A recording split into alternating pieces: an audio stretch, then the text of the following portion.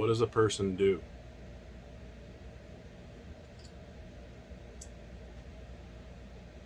I got this. Now I get to send something back.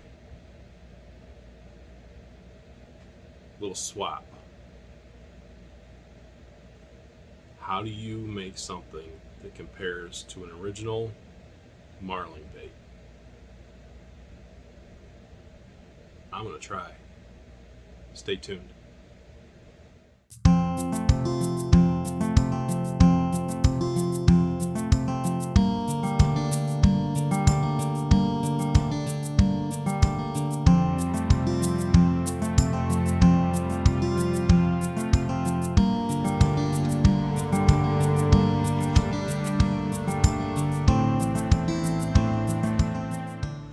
Let's try this. Decent sized little bait, probably about 5 inches long or so. I want to make this kind of fat, so we'll probably put a couple of blocks of wood together, glue them up, and then we'll start tracing this out and getting it cut out. But I'm going to put a decent lip on this. I want to get real nice shimmy to it. I want this to catch fish. I want this to be used. So let's get going, see what we can do.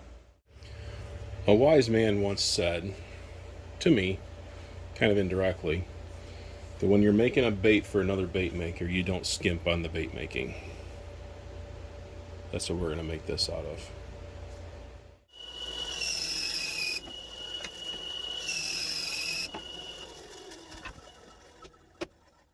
Alright, so I've got my strips cut. Taking a guess here, but you can see my grain is kind of going this direction on this piece and this direction on the other piece. I think, I haven't decided yet, but if I do decide to go with some sort of an exposed wood grain for this paint job, I think if I use those shapes going this way on each side, that as I shape this, I should have more lines of the wood grain showing. If I were to, unless if I was to do it this way, I think that I would have less. So I'm going to glue these like this and see what happens as I start to carve it. I think that'll look cool.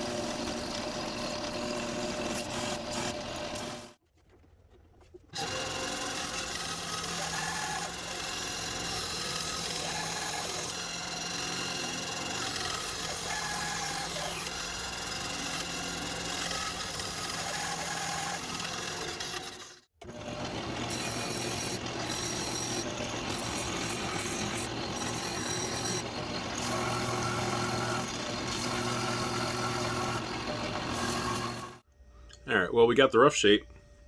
I use the sander as much as I can for this oak. So you can see, that I did do that kind of concave with the grain. You can see it kind of there. And as I'm starting to work this, you can see the regular oak grain. But now as I start to round this off and shape the bait, I want to see if these grains become more dense because of that shape.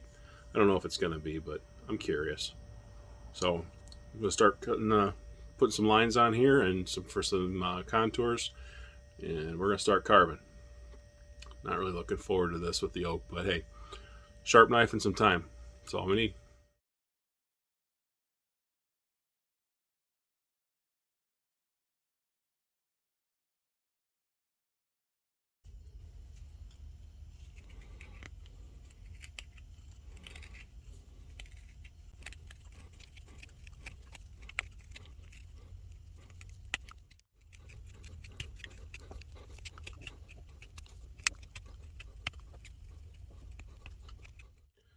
Slow going.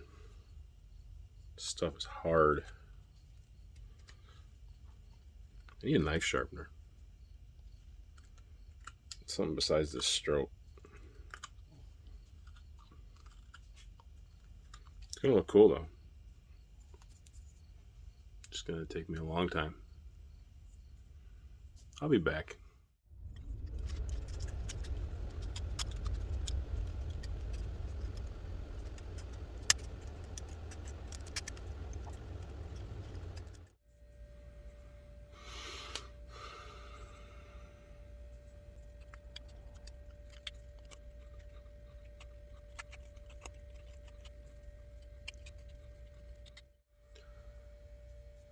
One belly. One to go. It's getting there.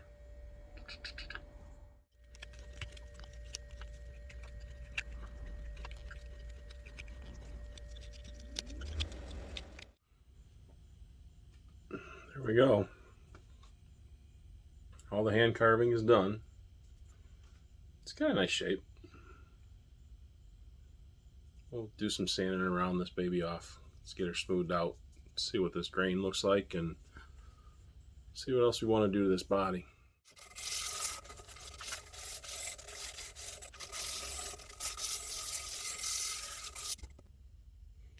That's a really cool grain. I like that.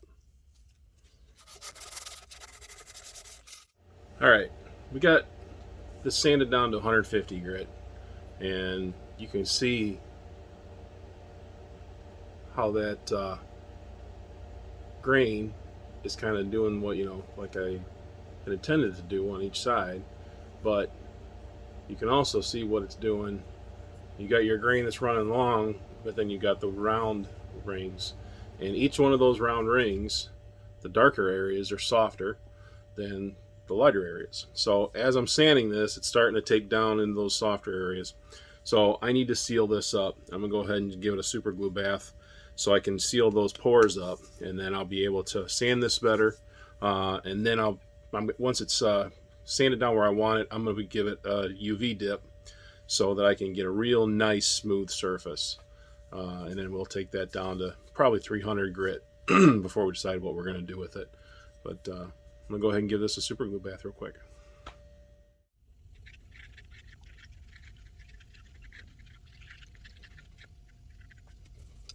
All right, word of the wise, don't do what I do and put super glue on stuff without a mask.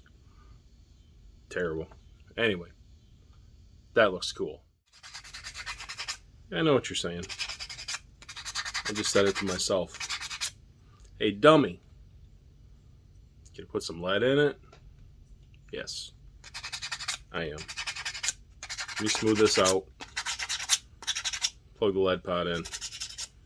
And we'll definitely put some lead in it. Good call, though.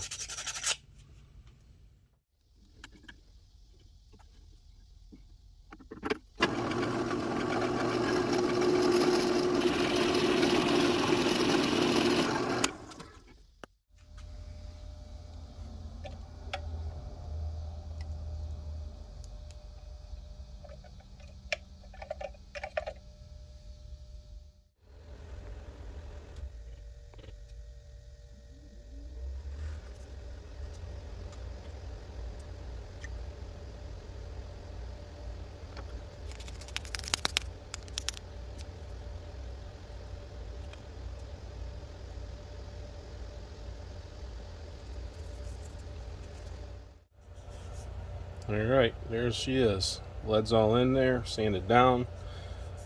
Still some low spots, but that's because of that grain. We're going to go ahead and we're going to put some UV on there, and we're going to put her in the tank and let that set up, and then we will sand it again afterwards and get this thing sealed up.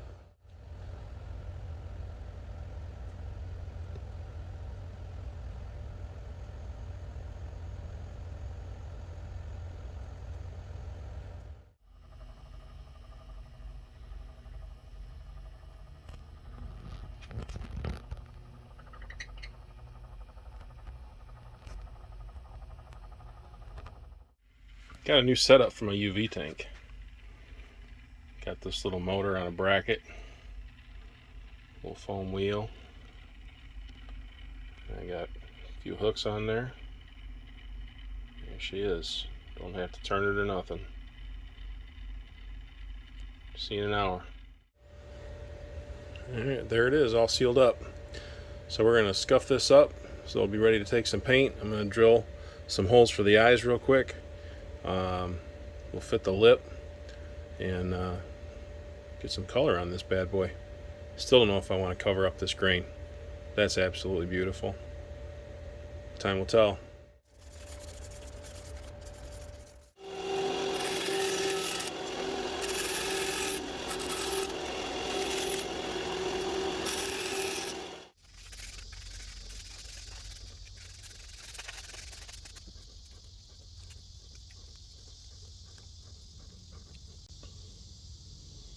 Nice tight fit. I like it.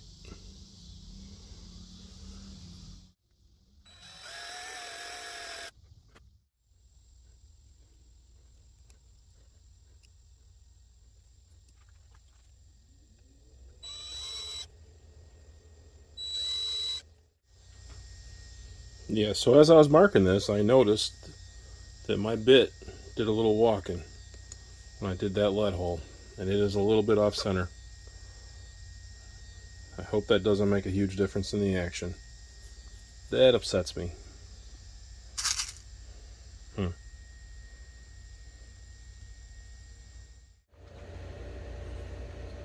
There it is. All glued up, all scuffed up, eye sockets in place. Sorry, there's a mosquito trying to bite me. All the hardware's in. It's paint. Still don't know what I'm gonna do. Alright, well, I made the decision last night to do this type of weathered paint job. This one looks like it was done on purpose as well, because it's cleared over the wood.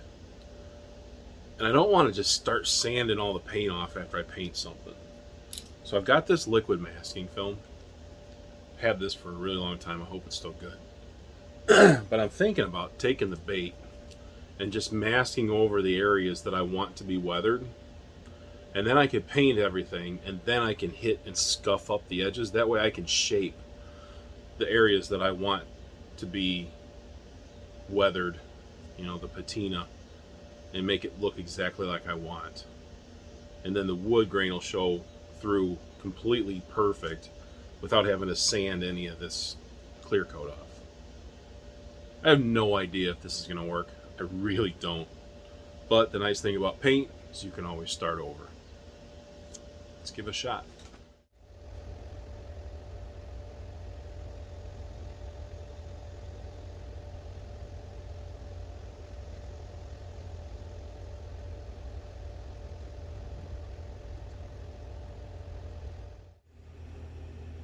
Alright, that's pretty much dry. Let's go ahead and start painting this bluegill.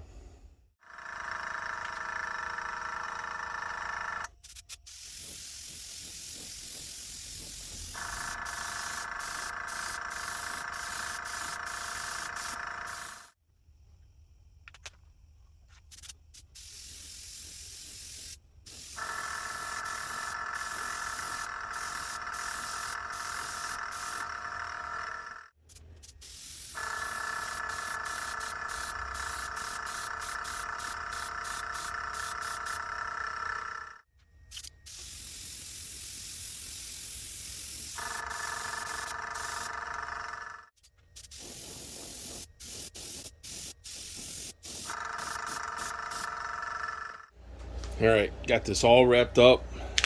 Got 2 layers of this wrapping around. So now I'm going to take it and throw some green on this and cover this all up. And then hopefully I didn't scratch this paint up too much by putting these clips on here, because this was a pain. So hopefully this works.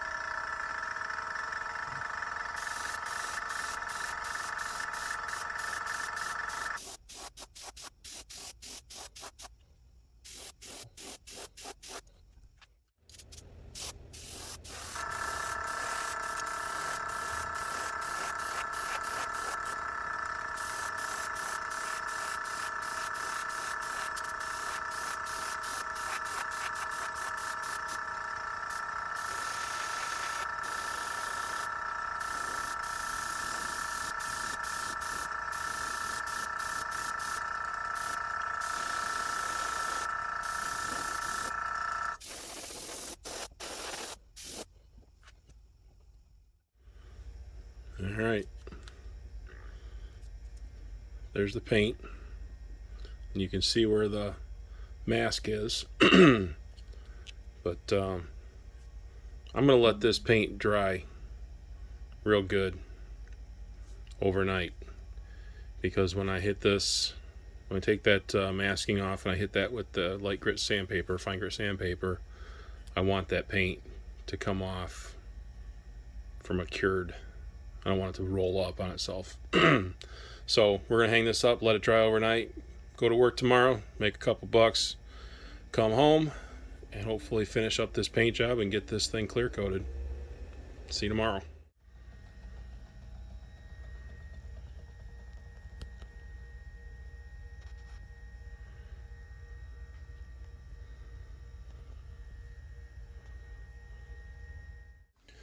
All right, it's the next day. This is nice and dry. We're going to see if this masking fluid was any good. See if we can get it off of here. Wish me luck.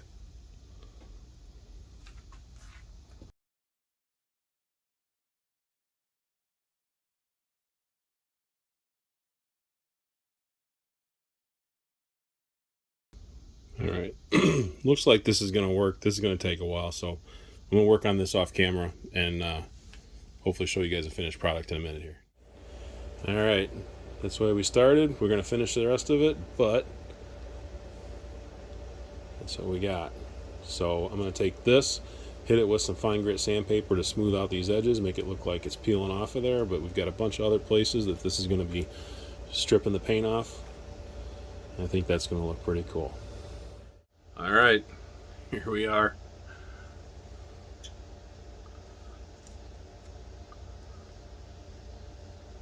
So now we're going to take this, and I'm going to take this 150 grit sanding sponge, and we're going to scuff these edges and kind of blend them in, see how it turns out.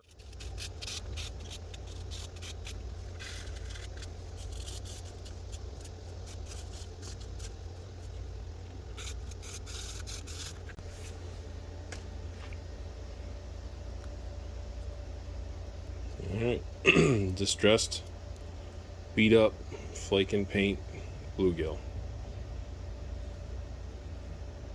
Put some eyes on there, we'll sign it, take this tape off the lip and get some clear coat on it.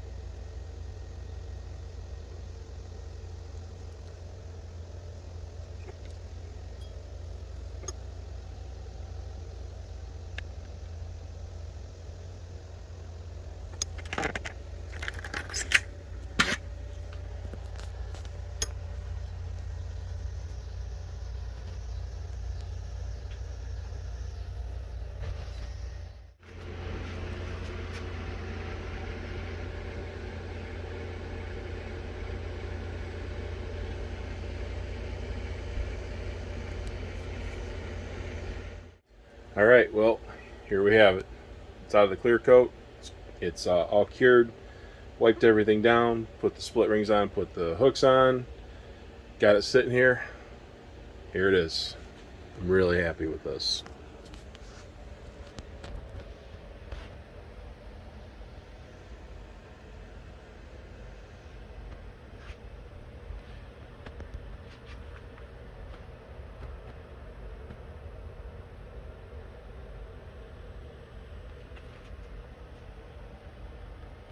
We're going to take this thing out and get a little bit of swim test footage, and we're going to box this thing up and send it out. So let's head out to the club, get a little bit of swim footage, see how it does, and get back here and wrap this video up. Yeah, well, good morning, everyone. It is Saturday morning. It's a beautiful day out here at my area club. Let's see, we got this morning sunrise behind me. Beautiful lake, nice breeze, and we've got this bad boy. So we're going to drop this in the water, see how it does, make a few casts. We're not going to really try to fish this. This doesn't belong to me. I just want to get a little bit of swim testing in, see how it does, and then show you what it looks like. And we'll wrap this thing up. We'll take it home, get this thing boxed up, and get it sent out to the Midwest, and wrap this video up. But let's see what this thing does. It looks really cool in the light. Love that wood grain. Neat little paint job, scuff marks. All right, let's get it wet. Floats nice. Look at that.